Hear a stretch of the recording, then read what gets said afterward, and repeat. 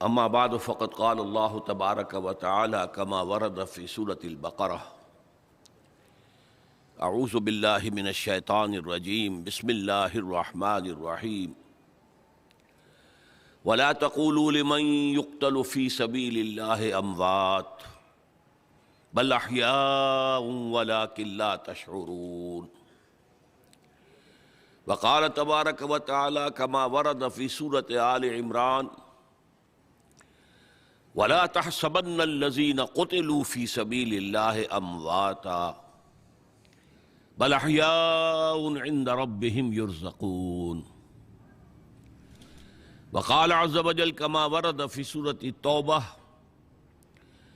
إن الله اشترى من المؤمنين أنفسهم وأموالهم بأن لهم الجنة يقاتلون في سبيل الله فيقتلون ويقتلون صدق اللہ العظیم وقال النبی صلی اللہ علیہ وسلم لوددت ان اقتل فی سبیل اللہ ثم احیا ثم اقتل ثم احیا ثم اقتل او کما قال صلی اللہ علیہ وسلم رب اشرح لی صدری ویسر لی امری واحلل عقدۃ من لسانی یفقہوا قولی اللہم ربنا الہمنا رشدنا واعذنا من شرور انفسنا اللہم ارنا الحق حقا وارزقنا اتباعہ وارنا الباطل باطلا وارزقنا اجتنابہ اللہم ارزقنا شہادتا فی سبیلک آمین یا رب العالمین۔ معزز حاضرین اور محترم خواتین، السلام علیکم ورحمۃ اللہ وبرکاتہ۔ آپ کے علم میں ہے کہ میری اس وقت کی گفتگو کا موضوع ہے قرآن کا فلسفہ شہادت۔ اس ضمن میں جو سب سے پہلی بات میں کہنا چاہتا ہوں، جو آپ حضرات کے لیے شاید بہت غیر متوقع ہو، ہمارے ذہنوں میں شہادت کا ایک ہی مفہوم ہے، اللہ کی راہ میں قتل ہو جانا۔ اس مفہوم میں پورے قرآن میں یہ لفظ کہیں استعمال نہیں ہوا۔ قرآن مجید میں شہادت کا فلسفہ کچھ اور ہے۔ بدقسمتی سے یہ جو مفہوم ہمارے ہاں عام ہو گیا ہے، اگرچہ حدیث مبارکہ میں موجود ہے، لیکن جو چیز بڑی مارجنل سی تھی اس کو اتنا پھیلا دیا گیا ہے کہ جو قرآن کا اصل فلسفہ شہادت ہے وہ بالکل نگاہوں سے اوجھل ہو گیا۔ یہ حادثہ ہمارے ہاں اور بھی بہت سی اصطلاحات کے ساتھ ہوا ہے۔ لفظ تصوف عام ہوا، جو نہ قرآن کا لفظ ہے نہ حدیث کا لفظ ہے، اور اس نے دین کے ایک اہم شعبے اور ایک اہم تعلیم کو بالکل چھپا دیا۔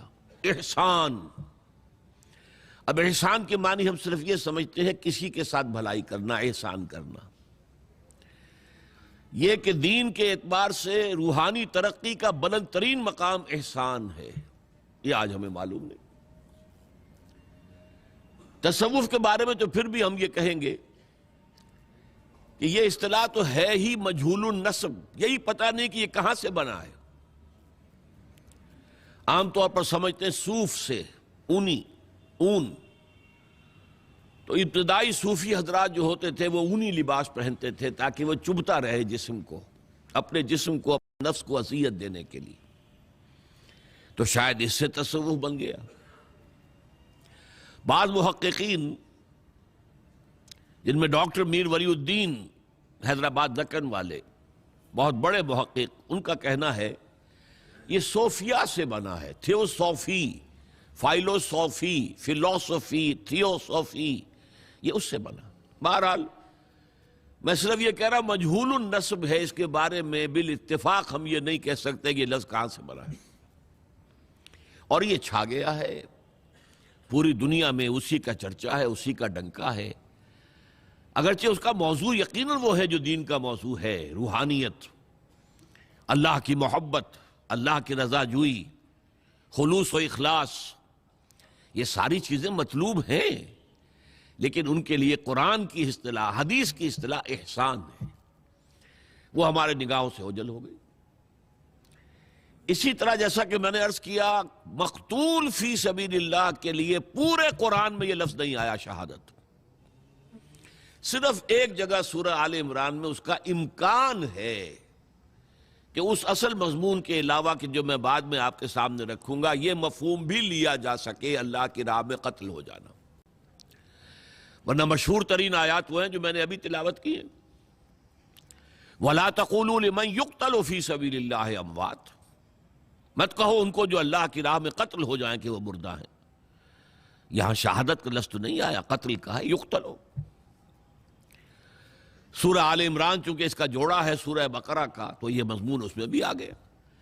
وَلَا تَحْسَبَنَّ الَّذِينَ قُتِلُوا فِي سَبِيلِ اللَّهِ أَمْوَاتًا، کبھی ہرگز نہ سمجھنا کہ جو اللہ کی راہ میں قتل ہو جائیں وہ مردہ ہیں، بل احیاء عند ربہم یرزقون، وہ تو زندہ ہے، اپنے رب کے پاس رزق پا رہے ہیں۔ لفظ شہادت تو نہیں آیا۔ سورہ توبہ کی آیت میں نے آپ کو سنائی، ان اللہ اشتری من المؤمنین انفسهم واموالهم بان لهم الجنہ، اللہ نے اہل ایمان سے ان کی جانیں اور مال خرید لیے ہیں جنت کے عوض۔ اس کا مظہر کیا ہے؟ یقاتلون فی سبیل اللہ، تو اللہ کی راہ میں جنگ کرتے ہیں، فیقتلون ویقتلون، قتل ہوتے بھی ہیں قتل کرتے بھی ہیں۔ قتل ہی کا لفظ ہے، شہادت کا لفظ تو نہیں۔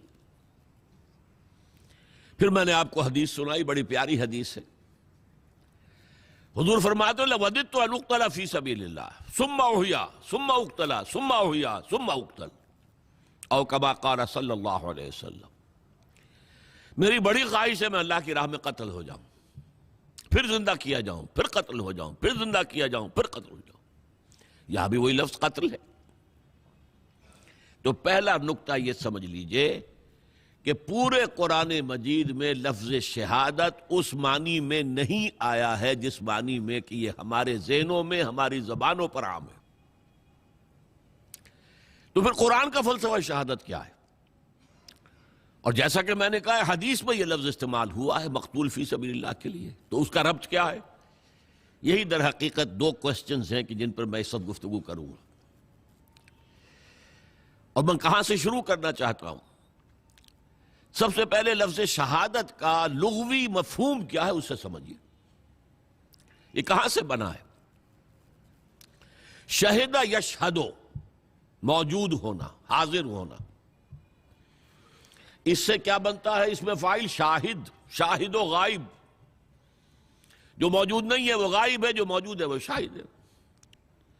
شہد یشہد شہودن و شہادتن، اس کے معنی کیا ہے؟ موجود ہونا۔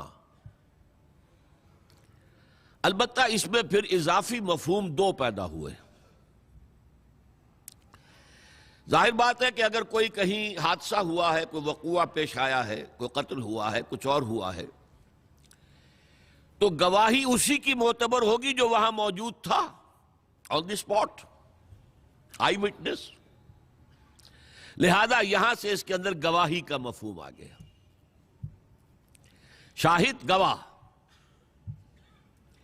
اور ایک اور دوسری بات، آپ کسی مشکل میں ہیں، کوئی آپ کو تکلیف پہنچا رہا ہے، کوئی آپ کو مار رہا ہے، تو آپ کے دوست ہیں، آپ کے ساتھی ہیں، لیکن موجود ہوں تو مدد کریں گے نا۔ اس لیے شہادت کا ایک مفہوم مدد کا بھی ہو گیا۔ یہ دو اضافی مفہوم ہیں۔ قرآن مجید میں اس دوسرے مفہوم میں سورہ بقرہ کے تیسرے رکوع میں فرمایا وَإِن كُنتُمْ فِي رَيْبٍ مِّمَّا نَزَّلْنَا عَلَىٰ عَبْدِنَا فَأْتُوا بِسُورَةٍ مِّن مِّثْلِهِ وَادْعُوا شُهَدَاءَكُم مِّن دُونِ اللَّهِ إِن كُنتُمْ صَادِقِينَ۔ اور اے لوگو، اگر تمہیں فی الواقع کوئی شک ہے کہ یہ کلام جو ہم نے اپنے نبی، اپنے بندے محمد پر اتارا ہے صلی اللہ علیہ وسلم، یہ ہمارا کلام نہیں ہے بلکہ اس کا اپنا کلام ہے، تو تم اس جیسی ایک صورت بنا کر لے آؤ اور اپنے سارے مددگاروں کو بلا لو۔ تمہارے ہاں بڑے بڑے خطیب ہیں، ادیب ہیں، شاعر ہیں، پھر یہ کہ کاہنوں کے موکل ہیں، جنات، وہ انہیں کلام سکھاتے تھے، پڑھاتے تھے، سب کو بلا لو۔ اللہ کے سوا جو بھی مددگار ہوں وَادْعُوا شُهَدَاءَكُم مِّن دُونِ اللَّهِ إِن كُنتُمْ صَادِقِينَ، اگر سچے ہو تو اس چیلنج کو قبول کرو۔ تو یہاں معنی کیا ہوئے؟ گواہ کے نہیں بلکہ مددگار کے۔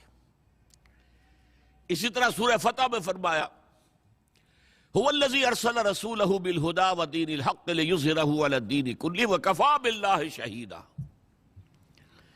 وہی ہے اللہ جس نے بھیجا اپنے رسول کو صلی اللہ علیہ وسلم الہدا، قرآن حکیم دے کر، اور دین حق ایک مکمل نظام زندگی دے کر، تاکہ غالب کریں اسے پورے کے پورے نظام زندگی پر۔ اور اللہ کافی ہے مددگار کے طور پر، کوئی مدد کرے نہ کرے اللہ کافی۔ تو ایک تو مددگار کے معنی میں شہید کا لفظ آیا، اور دوسرا جو میں نے عرض کیا گواہی۔ اب یہاں سے اصل میں سارا فلسفہ قرآن کا جو ہے شہادت کا، وہ اس لفظ گواہی پر بیسڈ ہے۔ پہلے یہ جان لیجئے کہ گواہی جو ہے اس کے دو پہلو ہیں۔ آپ کسی مقدمے میں گواہ ہیں تو آپ کی گواہی کسی کے حق میں ہے، کسی کے خلاف ہے۔ مدعی کے حق میں ہے تو مدعا علیہ کے خلاف ہے، مدعا علیہ کے حق میں ہے تو مدعی کے خلاف ہے۔ تو شہادت کے لیے یہ دو تصور لازمی ہے۔ اس کے لیے نوٹ کر لیجئے، کسی کے حق میں ہو تو لام آئے گا، کسی کے خلاف ہو تو علا آئے گا۔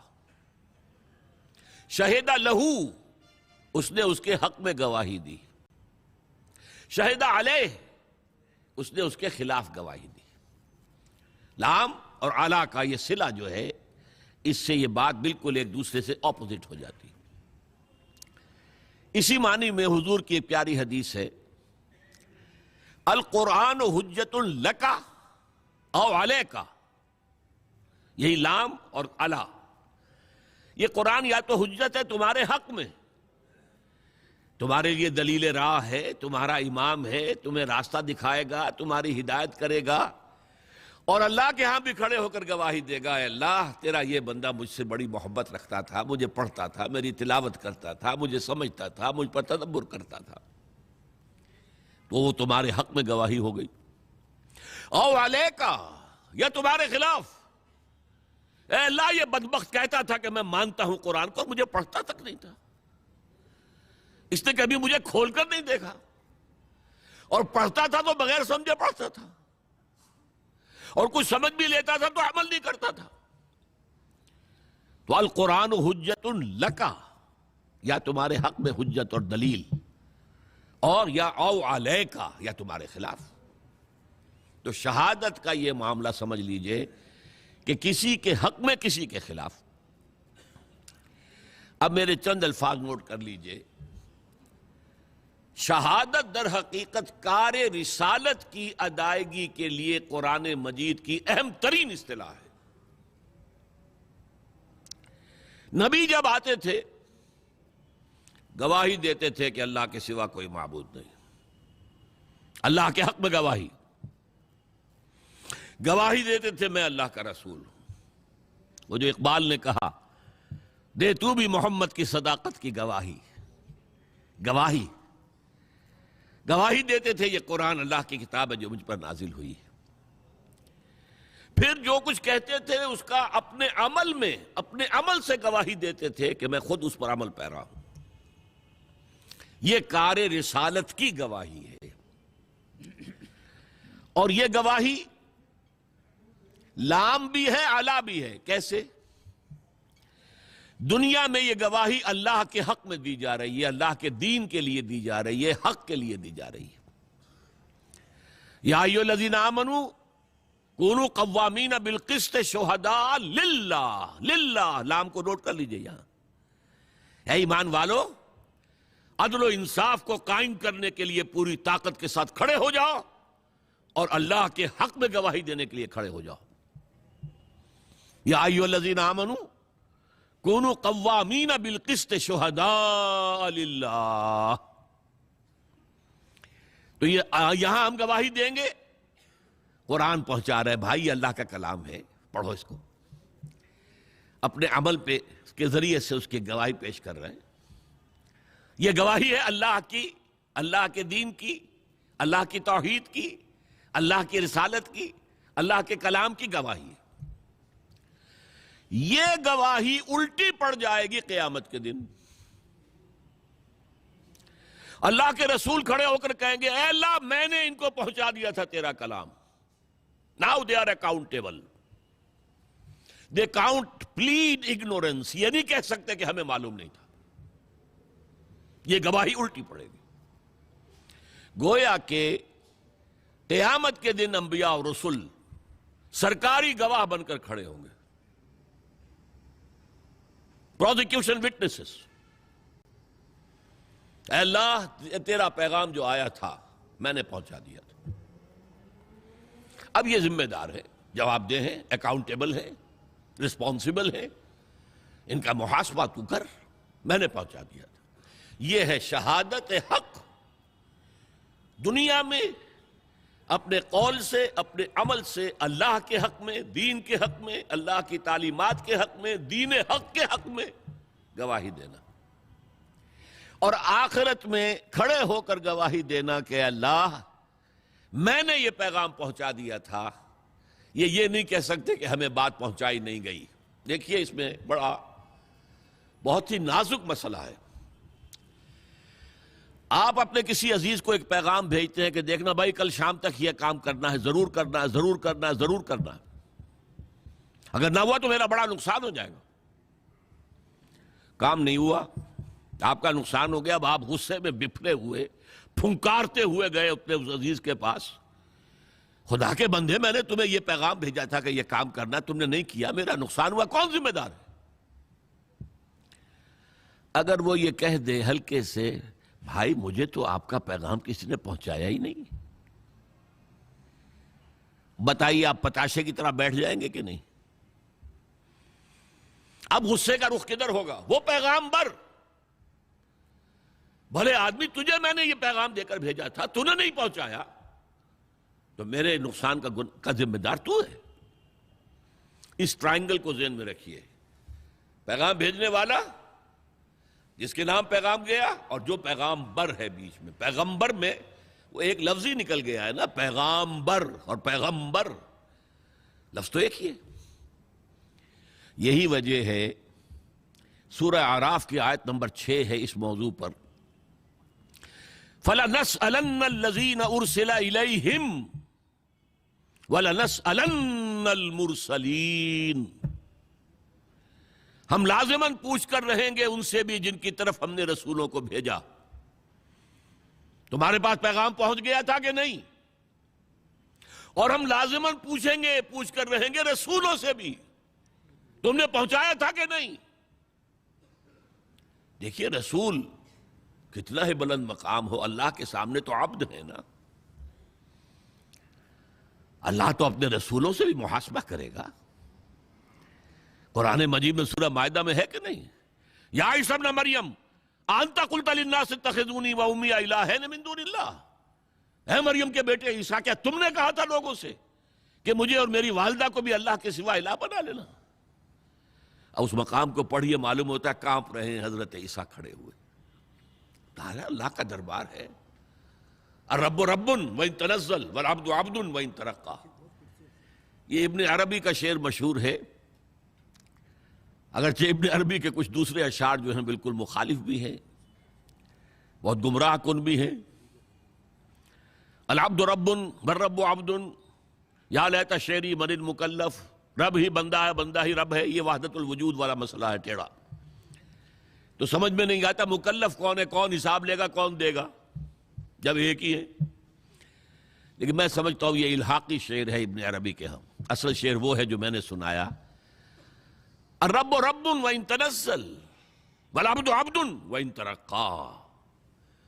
رب رب ہی ہے خواہ وہ نزول فرما کر اور پہلے آسمان تک آ جائے، جیسا کہ حدیث میں ہے کہ ہر رات کو اس کے آخری گھڑیوں میں اللہ تعالیٰ نزول اجلال فرماتا ہے پہلے آسمان تک، اور پھر کوئی پکارنے والا پکارتا ہے، حل من مستغفر فاغفر له، ہے کوئی معافی چاہنے والا کہ میں اسے معاف کر دوں؟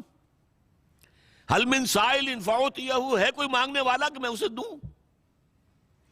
تو اللہ کہاں آ گیا؟ پہلے آسمان پر، لیکن رہا اللہ ہی، رب ہی، اور حضور پہنچ گئے 7ویں آسمان پر، رہے عبد ہی۔ لقد رأى من آیات ربہ الکبریٰ، اپنے رب کی عظیم نشانیوں کا مشاہدہ کیا ہے، ہیں تو بندے ہی۔ سبحان الذی اسریٰ بعبدہ لیلا من المسجد الحرام الی المسجد الاقصیٰ، عبد عبد ہے، چاہے 7ویں آسمان پر پہنچ گیا ہو، اور رب رب ہے چاہے پہلے آسمان تک اتر آیا ہو۔ لہذا اللہ تعالی حساب لے گا رسولوں سے بھی۔ اسی لیے اسی سورہ مائدہ میں حضور سے واحد کے صیغے میں خطاب کر کے کہا ہے، یا ایھا الرسول بلغ ما انزل الیک من ربک وان لم تفعل فما بلغت رسالتہ، اے نبی پہنچا دو وہ سب کچھ جو تم پر نازل ہوا ہے تمہارے رب کی طرف سے، اگر تم نے اس میں کوتاہی کی تو رسالت کا حق ادا نہیں ہوگا، پکڑے جاؤ گے اللہ کے ہاں۔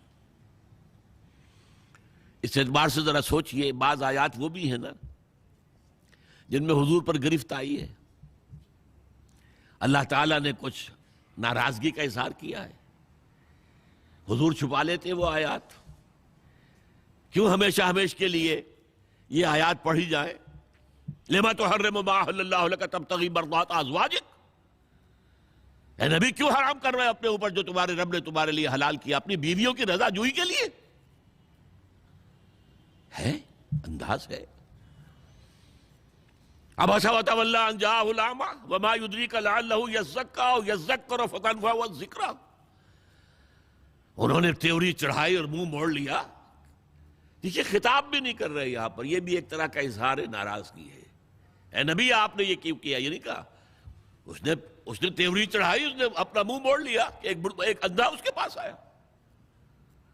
یہ آیتیں بھی قرآن میں ہیں اور تا قیام قیامت ہم تلاوت کریں گے۔ تو یا ایھا الرسول بلغ ما انزل الیک من ربک وان لم تفعل فما بلغت رسالتہ، اے رسول پہنچا دو جو کچھ نازل ہوا ہے تم پر تمہارے رب کی طرف سے، اور اگر نہیں کیا تو رسالت کا حق ادا نہیں ہوگا۔ یہ ہے کار رسالت۔ اسی لیے رسولوں کے لیے سب سے بڑا لفظ کیا آتا ہے؟ انا ارسلنا الیکم رسولا شاہدا علیکم کما ارسلنا الی فرعون رسولا۔ دیکھو لوگوں، ہم نے بھیج دیا تمہاری طرف ایک رسول جو تم پر گواہ بنے گا، تمہارے خلاف گواہی دے گا، شاہدا علیکم، جیسے کہ ہم نے فرعون کی طرف رسول بھیجا تھا۔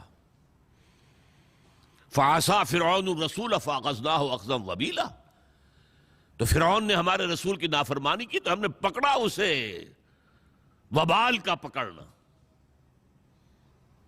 لفظ شاہد، اور شاہد اعلیٰ کے ساتھ، کیونکہ رسول گواہی دے گا، اے اللہ میں نے پہنچا دیا تھا۔ اسی طرح مشہور آیت سورہ احزاب کی، یا ایھا النبی انا ارسلناک شاہدا ومبشرا ونذیرا وداعیا الی اللہ باذنہ وسراجا منیرا، اے نبی ہم نے آپ کو بھیجا ہے 5 حیثیتوں میں۔ شاہد سب سے پہلی، مبشر بشارت دینے والے، راست رو راست گو ان کے لیے بشارت، کجرو ان کے لیے خبردار کرنے والے، اور داعی اللہ باذنہ، اللہ کی طرف اس کے حکم سے بلانے والے، بس سراجا منیرا، اور ایک روشن چراغ۔ تو یہ شاہد، یہ شہادت، یہ ہے در حقیقت کار رسالت کے لیے اہم ترین اصطلاح، اس کو نوٹ کر لیجئے۔ قرآن کا اصل فلسفہ شہادت یہ ہے۔ یہی شہادت جب آئے گی آخرت میں، فَكَيْفَ إِذَا جِئْنَا مِن كُلِّ أُمَّةٍ بِشَهِيدٍ وَجِئْنَا بِكَ عَلَى هَؤُلَاءِ شَهِيدًا، کیا ہوگا اس دن جب کہ ہم ہر امت پر اس کے خلاف ایک گواہ کھڑا کریں گے۔ فَكَيْفَ إِذَا جِئْنَا مِن كُلِّ أُمَّةٍ بِشَهِيدٍ، شہید کھڑا کریں گے، گواہ۔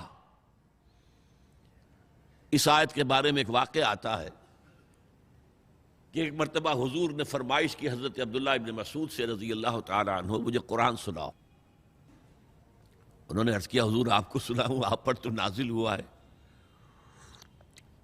فرمایا ہاں مجھ پر نازل ہوا ہے، لیکن مجھے دوسروں سے سن کر کچھ اور حظ اور کچھ اور کیفیت، کچھ اور لطف حاصل ہوتا۔ انہوں نے سورہ نساء پڑھنی شروع کی۔ اب ظاہر بات ہے کہ جو مجلس نبوی کے آداب ہیں وہ گردن نیچی کیے ہوئے پڑھ رہے ہیں۔ 41ویں آیت پر پہنچ گئے، فَكَيْفَ إِذَا جِئْنَا مِن كُلِّ أُمَّةٍ بِشَهِيدٍ وَجِئْنَا بِكَ عَلَىٰ هَٰؤُلَاءِ شَهِيدًا عَلَىٰ کیا ہوگا اس دن جب کہ محمد صلی اللہ علیہ وسلم ہم تمام امتوں کے خلاف ایک گواہ کھڑا کریں گے اور آپ کو لائیں گے ان کے خلاف گواہ کے طور پر۔ جب اس آیت پر پہنچے حضرت عبداللہ ابن مسعود، حضور نے فرمایا حسبک حسبک حسبک، بھائی بس کرو بس کرو بس کرو۔ اب انہوں نے جب آنکھیں اٹھا کر دیکھا تو حضور کی آنکھوں سے آنسو بہہ رہے تھے۔ مجھے اپنی قوم کے خلاف گواہی دینی ہوگی۔ یہ ہے شہادت، شہادت علی الناس۔ اچھا، اس شہادت میں ایک پہلو کیا ہے؟ زبان سے شہادت، اشہد ان لا الہ الا اللہ و اشہد ان محمد رسول اللہ۔ یہ تو گویا کہ گیٹ وے ہے ٹو انٹر انٹو اسلام۔ کوئی ہندو، کوئی سکھ، پارسی، عیسائی آج کہے اشہد ان لا الہ الا اللہ و اشہد ان محمد رسول اللہ، ایسے ہی ہے جیسے ایک لکیر کھینچی ہوئی تھی، پہلے ادھر تھا اب ادھر آ گیا۔ ایک ہے دین کی، پورے دین کی گواہی دینا اور اپنے عمل سے دینا، ورنہ کیا ہوگا؟ یہ کہتے کچھ اور ہے، کرتے کچھ اور ہے۔ لما تقولون ما لا تفعلون، اے ایمان کے دعوے دارو کیوں کہتے ہو جو کرتے نہیں ہو؟ کبر مقتا عند اللہ ان تقولوا ما لا تفعلون، اللہ کی بیزاری کی انتہا ہے یہ بات کہ تم کہو جو کرتے نہیں ہو۔ دیکھیے یہاں غضب کا لفظ نہیں آیا ہے، غضب جو ہے ہلکا لفظ ہے، اللہ کے غضب کا لفظ نہیں آیا، مقت۔ دیکھیے ایک غصہ ہوتا ہے، یہ غصہ اس وقت تک آتا ہے جب تک آپ کو کسی سے کوئی توقع ہو، جتنی توقع تھی اس کے خلاف اس نے اتنا کام کیا، آپ کو زیادہ غصہ آئے گا۔ ایک وقت آتا آپ بیزار ہو جاتے ہیں، اب غصہ نہیں آتا، اب بیزاری ہے، مقت کہتے ہیں بیزاری کو۔ اور نکاح مقت یہ آیا ہے قرآن مجید میں سورہ نساء میں۔ عرب میں یہ رواج تھا، اب ایک شخص کی 4 بیویاں ہیں، وارث ایک بیٹا ہے، بہرحال اس کی اپنی ماں تو ایک ہی ہے، باقی تینوں کو اپنے حرم میں ڈال لیتا تھا، لونڈیوں کی حیثیت سے، بیویوں کی حیثیت سے۔ وہ بھی وراثت ہے، میرے باپ کی وراثت ہے۔ اسے کہتے تھے نکاح مقت، بڑا بیزار کن نکاح ہے یہ، گھناؤنا۔ خود ان کے اپنے معاشرے میں اسے نکاح مقت کہتے تھے۔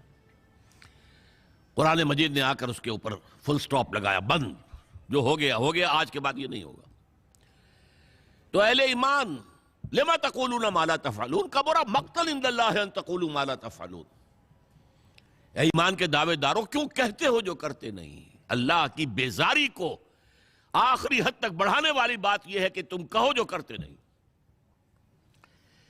اس سے اگلا ایک مرحلہ آتا ہے، اور اس مرحلے کا تعلق ہے امت محمد سے۔ 2 مراحل جو آپ سے پہلے کی امتوں کے ساتھ نہیں تھے۔